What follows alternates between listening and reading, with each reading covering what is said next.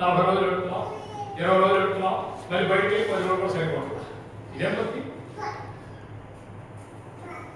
మందిరంలో 30 రోజులు ఉన్నాం, బయటికి వెళ్ళి 10 రోజులు కూడా సరిపోవట్లేదు. ఇదేం భక్తి? క్షమిస్తాడా దేవుడు? ఏ మొహం పెట్టుకుని అడుగుతావు? ప్రభు అన్నారు క్షమించని. ఏ మొహం పెట్టుకుని అడుగుతావు? అందుకే మనం ప్రార్థన చేయాలి. ఆ మొహానికి సిగ్గు తగ్గు ప్రభా, సిగ్గు తగ్గు ప్రభా.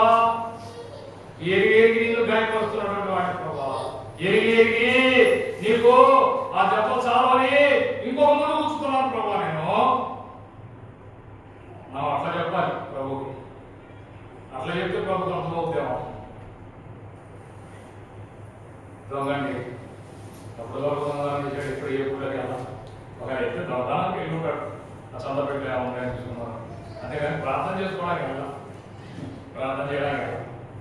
యేసు ప్రభు అక్కడే ఉన్నాడు కాబట్టి ప్రభా నేను దొంగనైనా నన్ను క్షమించు ప్రభా, నీకు వాచి ఉంది కదా, నన్ను కూడా నాకు కూడా కొంచెం చిన్న చోటు ఇస్తున్నా.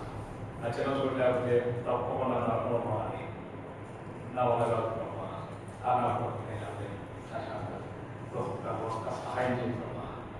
యేసు ప్రభు ఏమన్నా యేసు ప్రభు ఏమన్నా నేడు ఇప్పుడేనయ్యా, నువ్వు ఎప్పుడు ఒప్పుకున్నావు అప్పుడే, నువ్వు ఎప్పుడు ఒప్పుకున్నావు అప్పుడే, నేడే. ఏమన్నారు ఏమన్నారండి ఆయన్ని జగ ఏమన్నారు?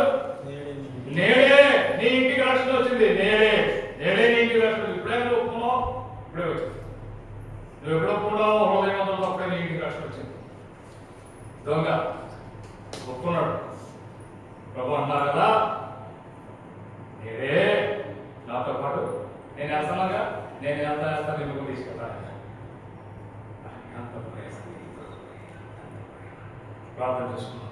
ఈ విషయంలో ఒకరు ప్రార్థన చేయండి, ఈ విషయంలో ఒకరు ప్రార్థన చేయండి త్వరగా.